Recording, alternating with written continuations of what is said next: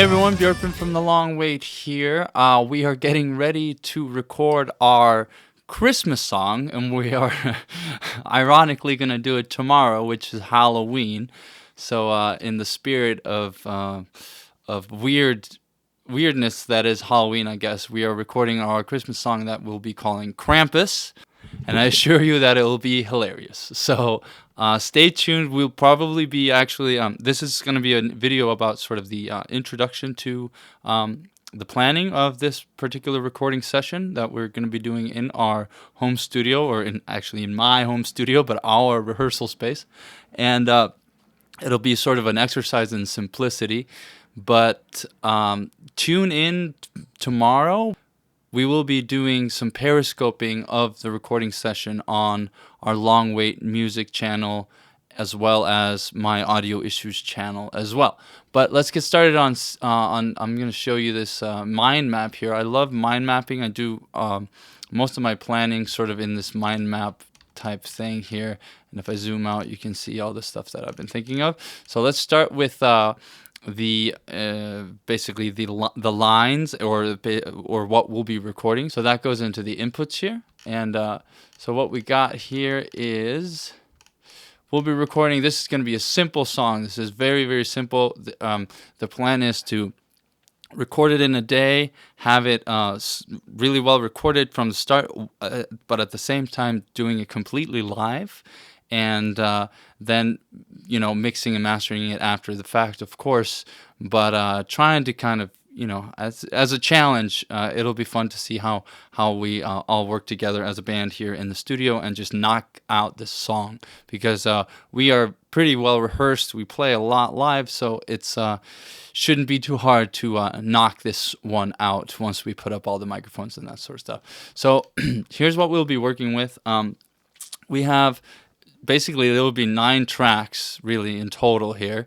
It'll be the kick, snare, 2 overheads, a bass, an acoustic guitar, an electric guitar, and 2 vocals, me and Liz. And I'll be using D6 on the kick. I really like that mic. It's an Audix mic. The SM57, the Shure SM57 on the snare. And then I have 2 Audio-Technica 2020s that I think it'll be good to use on the kit this time, because it'll be slightly fatter than the small diaphragm condensers that we'll be using. I think we're going to go with the DI option on the bass, just so that we don't have to deal with the amp bleed from a bass amp. So the bass frequencies won't be bleeding into other mics in the room, because we will be doing this live. And then I will be using my acoustic guitar amp. I'll be plugged in through my amp, and there are other videos on the YouTube channel where you can sort of see my acoustic guitar setup, and it'll be plugged through an effect as well that's kind of makes it sound a little fatter, a little thicker, and I'll be miking that up with probably an SM57 or an Audix i5. And the electric guitar, we're just going to be putting an SM57 on that, because that's been working really well for us in the past, and if it ain't broke, it ain't broke, don't fix it.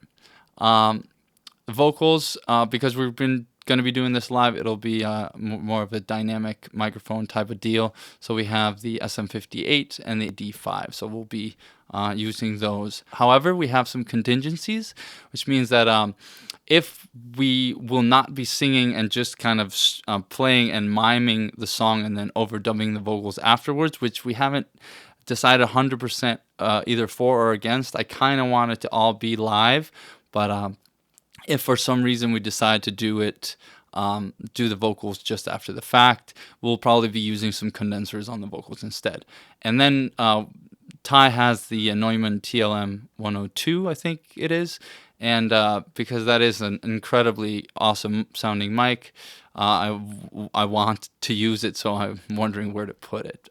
Maybe it should go on the electric guitar, but we'll see. So that brings me to the acoustics.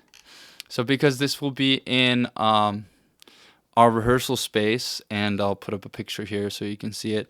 It's a fairly messy rehearsal space right now. We'll be cleaning this out for tomorrow and putting the drums there in the corner where you can see the drums. and we're putting ourselves sort of around it. Basically going to be recording like we are recording a rehearsal session. So, but we can use some of the traps and the absorption that I have lying around the rehearsal space. I have 2 portable traps that I can put around the drum kit to kind of minimize bleed and make it a little tighter sounding.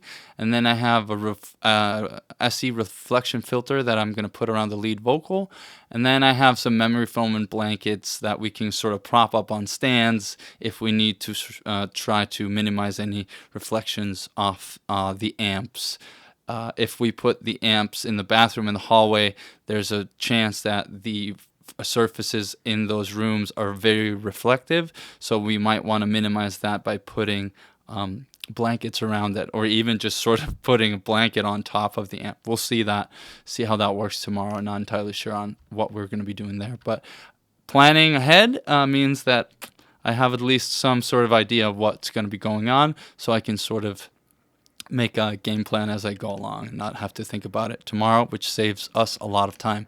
So that goes into the schedule, and I want to make sure that we kind of run on schedule because we have this one day to do this and knock it out. So we want to be from 10 to 11. Ty and I are going to be setting up.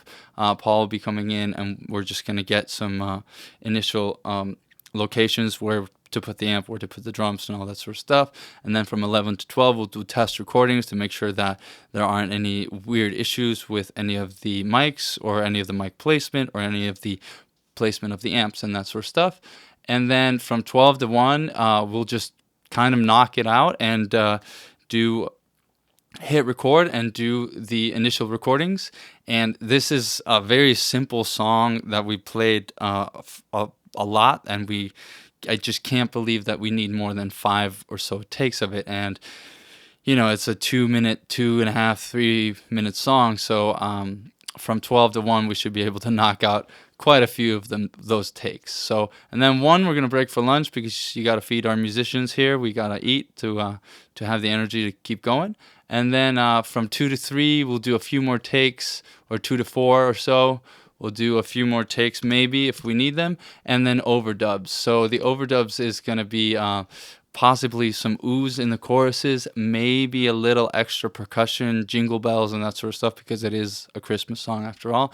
But I want to keep it simple because I don't want too many tracks. I want to have it sort of an exercise in simplicity, and it'll be fun to give this track to our Patreon supporters for supporting us, and they can sort of have fun with mixing it on their own. And then there's other gear issues here. We have a 4 headphone headphone amplifier, and if the bass is a DI, then Paul needs headphones to hear his bass, and obviously Ty needs headphones for the click, and we need the headphones for vocal monitoring if we're going to be singing live. So since we're a 5-piece band, I think John is going to be the odd one out, but I don't think it's going to be an issue because he will be able to hear everything, because everything is being played live. He will be able to hear his guitar because there will be bleed. As much as we are trying to minimize it, there's definitely going to be bleed on the recordings, but that's just going to be a fun challenge to deal with in the mixing during the mixing phase. So that's it for this video. Check out our Periscope tomorrow at Long Wait Music, on Twitter Long Wait Music, and Periscope Long Wait Music, and also we'll probably do some initial more audio nerdiness on the Audio Issues channel as well, which is Audio Issues, at Audio Issues, both on Twitter and Periscope.